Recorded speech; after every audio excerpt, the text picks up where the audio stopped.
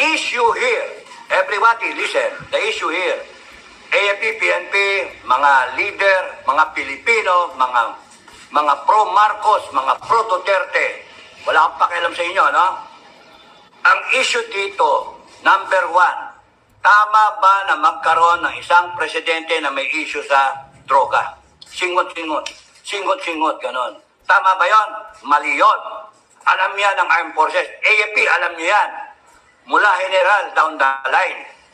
Ano nangyari? PNP, alam nyo yan. From